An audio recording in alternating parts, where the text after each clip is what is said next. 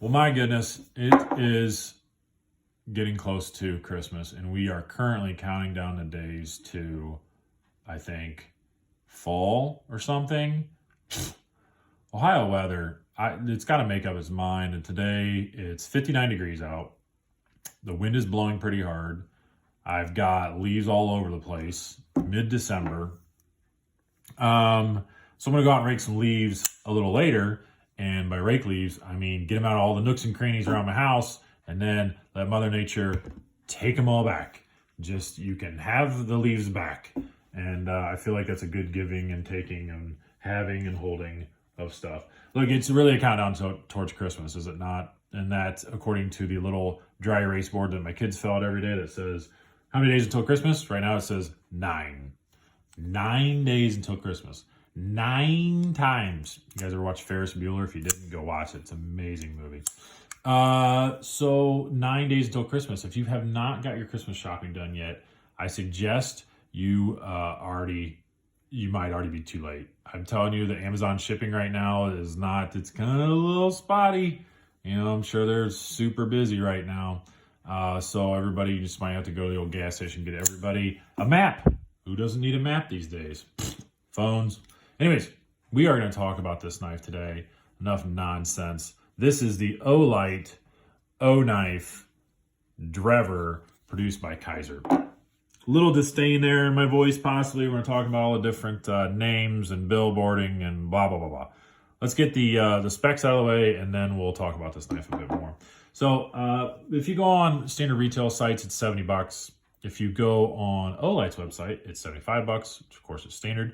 However, if you are like me and caught one on sale or are able to catch one on sale, because I guarantee they will do this again, I got it for $43. $43. Now that is a bit of an opinion changer, to be honest, about a knife. You know, when we're talking about the materials and the length and how well it works, and then you say, wait, I can get all that and possibly for $43, that's a steal. Overall length for this guy is 8 inches, which is a terrific length. The Gorilla Paws are perfectly happy with that. Very neutral handle, so everything works great, right? No hot spots, and we'll get into ergonomics a little bit later, but great overall length. I'm getting more to where I prefer like a 7.5-inch knife, but 8 is like the max. I think that's a standard length. A lot of this stuff is going to me, comes to mind because it's Kaiser produced. I think about the Beglighter whenever I got this, and I still think that it's just got some Beglighter vibes. It's almost like Kaiser said, look, we already got a winner. Let's keep some of these stats the same, and then you just give us the design, and then we'll go from there. So 8 inches overall, a little over 3 ounces. That's pretty close to Beglighter as well. So, you know, lightweight knife, kind of full-size knife though, all right? Blade steel, N690. N690, I think, is more of a Kaiser-used steel than most other brands do anyways. And I don't have a problem with it. I think some people kind of short-suit a little bit because it's not so as widely used. And again, I know other manufacturers do, but I don't think it's as widely used by other people as it is by Kaiser. An N690 to me, and you can even go on like Knife Steel Nerds, which I do a lot to look up these different steels, or the app that I always use. The molecular breakdown is actually pretty close to 154 cm. And then again, to kind of tie in with that, Knife Steel Nerds lists 154 cm as performing the same as N690, which is super cool because I kind of thought so as well. I've had about 3 of them that use N690, and I've only had 2 knives with 154 cm, but I have one now, and I would agree that they perform quite similarly. So you're getting pretty good blade steel, especially at $43. So N690 G10 ball bearing pivot system. So that again reminds me more of the Kaiser 2 that has the ball bearing pivot system inside of it. Cool. Stats out of the way. Let's talk about this guy. Action on it. Action is fantastic. Are you kidding me with this? Right out of the box, I barely had to do anything to it. Burp, drops right shut. All right, we'll do it again. Same sound effect. Burp, right there it is. I did end up putting a little bit of KPL just on both sides. I didn't even take it apart, just let it kind of work its way down in there. The action is just insane. These ball bearings are done quite well. As you can see, you have a little tiny flipper tab back there. It's not obtrusive at all. Everybody knows me and the flipper tabs. I've been told I commit flipper homicide all the time, which is true. I just think, look, I don't need to have multiple methods. If one is dialed in, then I don't need the other one. Now, granted, I think a lot of it, I'm going to use this word on this design and by Olight, since this was their first one, safe. This was a very safe design. They know, I think the majority of people do prefer to have multiple methods of deployment, and that's totally cool. I'm just at a point where I just like thumb studs or thumb slot specifically, but if the thumb studs work great, I don't see the need to put the flipper tab on there. If you want to just have a flipper knife, that's fine as well. You know, whatever that works. I also, and I've talked to enough other knife guys about this because I've always felt, and it seems to be confirming you're right because enough other guys agree with me, when they do this, you know, they have to dial in the tension of the detent. And it's probably really difficult to make sure it's 50-50, that it works perfectly fine here or here. Typically, though, you'll notice that it will be better using one or the other. It's not great. I'm not saying that. There are some knives that you flat out cannot use the thumb studs. They're pointlessly. If you have ever had a Rake P801, those thumb studs are pointless, completely useless. You cannot use them at all. You can only flipper tab them, so why put them on there? This knife's not so bad. I'm not trying to get on a rant about this stuff, but just so you know, on this one, it's just slightly dialed in a little bit. Maybe it's 60-40 or something, where it works a little bit better with the thumb studs. It's not bad. I'm not saying it's not bad, but you can hear the difference. All right, listen to that. Right, versus it's just a snappier thumb stud. I think the tension is dialed in a little better towards these thumb studs. So if this was going to be 100% where I would keep this, spoiler alert, I'm not going to keep it, but I would look at it. It's too close though, almost. You can see that the stop pin, there's not much meat left on the flipper tab. The stop pin's almost all the way to the edge of the backside of the knife. So trying to get rid of this flipper tab might be a little difficult. This way you would be fine.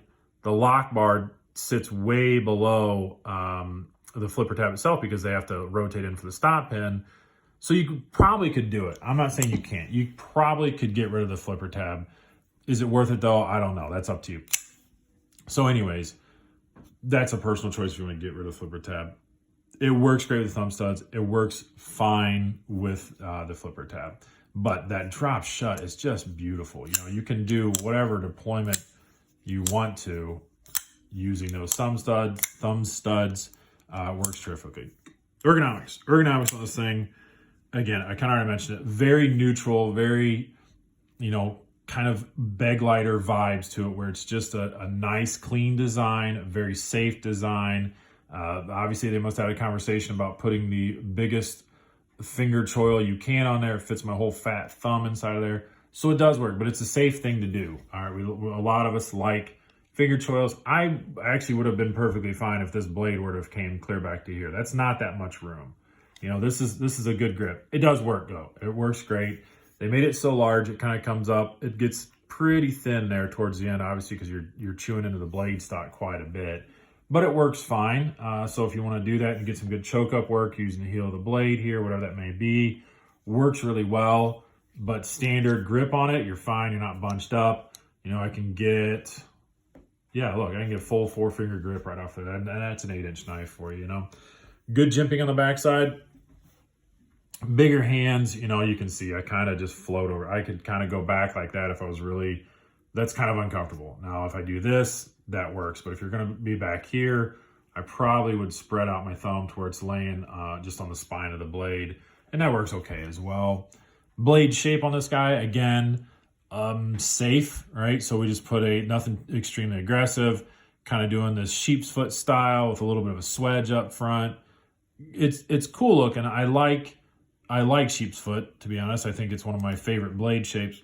But that's sort of the whole vibe of this knife. I think they really probably had several conversations because this was their first one they were putting out, is we just want to kind of play to the market as much as what we can. Smart move. Absolutely smart move. Pocket clip on this guy. There you go. Nice and recessed. They completely have it recessed inside of the G10. Recessed screws. Again, very safe, very good. So, we're going to compare it to the bag lighter. I don't have a bag lighter. I wish I did. I would lay one out to it. The cost on this guy, again, if you can get it for 43 bucks, shoot, you might as well buy it. You know, again, if everything else lines up for you, then yes, go ahead and buy it. The bag lighter, the standard bag lighter is 50 bucks and it gives you BD1N. I don't really care for that steel. They're right now on Knife Center. They have the Blade HQ. On Knife Center, they have the bearing system one. It's got N690 carbon fiber for 60 bucks. And I'll put a picture of that real quick. That bag lighter for 60 bucks, like that's pretty good. Now, if you really want to go all out and you want a bag lighter over this, I'll put this picture up too. And that's obviously, this is just for before Christmas. They have the bag lighter with 20 CV blade for $80 on sale. Now that, if you were to want to pay 70 for this or 80 for that, I would definitely urge you to pay the 80 bucks for that. So look, that's the overall design of this thing. That's the overall take on this thing. I'm getting back to kind of my disdain around what are we doing with this though. This really bothers me, and it's enough to where it's one of the main reasons I'm going to get rid of this knife. Look, I raced motocross for about 12 years, and I ride motorcycles. And so, you know, my dad and I go to kind of small rallies every now and then, and just being around all that, one of the most common symbols that you'll see is a motorcycle tire with some wings coming out of it. And so I'll put up a picture of like what the standard one looks like. But even if you just Google search motorcycle tire with wings, about the third or fourth picture is this. So you look at that for a minute, and then you come back to this. And I'm just kind of annoyed. Like, this is a generic looking thing. I don't understand it. I don't know why we had to have O-Light, O-Knife, and a model of a Drever. I thought the O-Knife was the model. I understand what they're trying to do, but Nelly, what do they call her? JB and his wife was Super Nelly. Anyways, JB and his wife, they have mentioned several times, this O-Light O right here would have been absolutely perfect to put right inside of the pivot collar right there. Just right on the pivot. Why not just do that? Get rid of the O-Knife. We already know it's O-Light. So put that, and then it's called the Drever from O-Light, and then you're done.